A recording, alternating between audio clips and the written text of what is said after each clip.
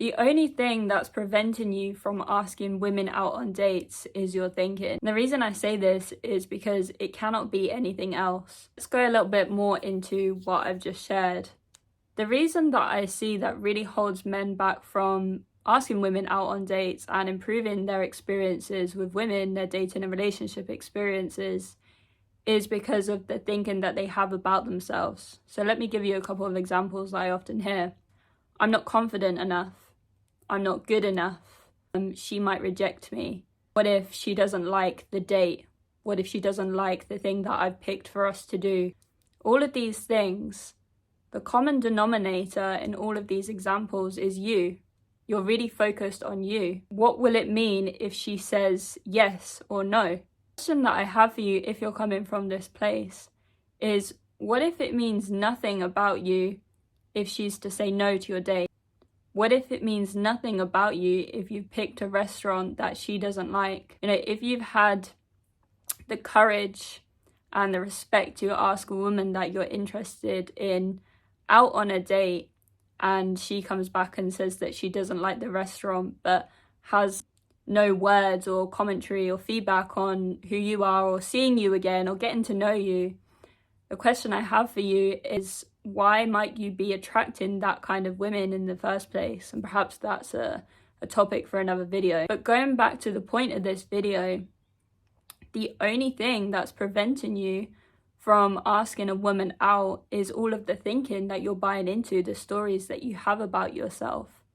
What I often hear when men say this to me, when they say often things like, oh, she might say no, or she might reject me, or I'm not good enough, is that you have no idea what she's going to say, because that's all just future thinking. Now, the thinking about being good enough, that really points to the thinking and beliefs that you have about yourself. Now, if you've seen some of my content before, you'll know that this is always something that I come back to, because the thinking and beliefs that you have about yourself is what creates your experiences with women. I'll give you my own example as a woman. Every man that has asked me out on a date, they have come from a place where they have generally pleasant, positive thinking and beliefs about themselves. It's like, I'm going to ask this woman out on a date, and whether she says yes or no to me, it means nothing about me. I'm just going to keep living my life. The thing that I really see holds men back in their life from saying, hey, would you like to go out for dinner Friday night, 8 o'clock, is all the stories that you're telling yourself about what it means about you. It means nothing about you, what she says. And you might be thinking, well, it's easy for you to say you're a woman. Well, actually, no, because the men that I've experienced and some of the men that I come into contact with, the ones that are successful with women and have great dating and relationship experiences, and the ones that go on to have the relationships that they want to have and perhaps the marriages that they want to have, is because they had the courage to ask the woman out on the date. And you don't think that these men have asked other women out and that woman said no to them? Let's go into this a lot deeper, because what I've just said there also points to something else that may be holding you back in your life, is how comfortable are you in a feeling that doesn't feel very comfortable? So let's go back to dating. Let's say you do ask that woman out and you ask her out on a date. You've been getting to know each other. You feel like she might say yes. You feel like she's interested in you. And she says no, for whatever reason, doesn't matter. Can you be with that feeling? Can you be with that discomfort? Again, this is something that a lot of men will say to me. But it doesn't feel very good when she says no. So what? A lot of things probably don't feel very good to you in your life. Where else is this holding you back in your life, where you're avoiding, you're in resistance to feeling a feeling that you don't want to feel? Perhaps in your work, perhaps with your boss, perhaps asking for a pay rise, perhaps going out and creating that business that you want, even though you're going to be in that feeling of discomfort. Again, it goes back to the men that live the lives that they want to live, and they're building something, say, for example, a community or a business. Things are not always going to feel easy and comfortable for them. They're constantly in this feeling of discomfort. And interestingly, yes, I'm a woman, But actually, a lot of male coaches really speak to this. They speak to a man really being comfortable with discomfort. And it's something that a lot of women can take as well, but that's a topic for another conversation. The other thing that I really see that might be holding you back, this is just coming from my own work that I do with men, is knowing who you really are.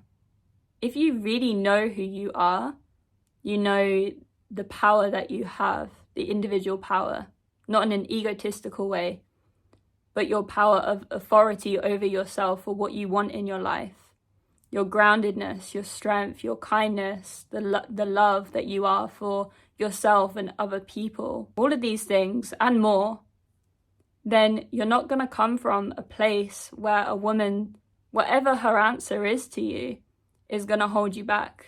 You become fearless. You're in that energy of asking a woman out that you're interested in. It's not meaning anything about you, and that can be translated into so many areas of your life, particularly business, where you're actually finding that you're making more money. If you're coming from a place where you have all these stories and all these beliefs and all this thinking of who you think you are, what I would really encourage you to do is to go deeper into really seeing your essence, who you really are. As I said, the love, the depth, the wisdom, the courage, the strength, the kindness. Taking your attention away from your head, because this is another thing that I see that really holds men back, is they're using their head, their analytical mind for something when it comes to romance with women, dating and relationships. That's just something, a tool that doesn't work. It's like trying to use a hammer to eat your breakfast. It just doesn't work. You need a different tool. You need a spoon or a knife and fork, depending on what you're having for breakfast. The point is for you to get deeper into your heart.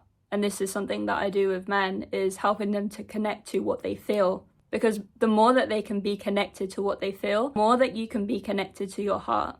Because the more that you can be connected to your heart, the more that you can connect to another person, the more that you can connect to a woman and have the dating and relationship experiences that you do want to have, rather than getting caught up in your thinking and your analytical mind, because that is taking you further away from connecting with anyone, in particular a woman.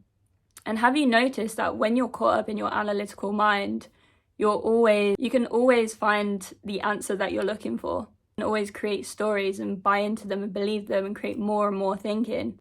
And this is really holding you back when you're using a dating app or you're messaging a woman, because you're overthinking the whole situation. Step away from that. Take your energy away from your head and move deeper into your heart and what you're feeling. Coming from who you truly are and really knowing that, not trying to convince yourself of that, but really knowing that these things are really what's going to change your dating and relationship experiences. So I hope this has been helpful. I'm going to leave this here. Let me know if you have any questions, and I'll see you in the next video.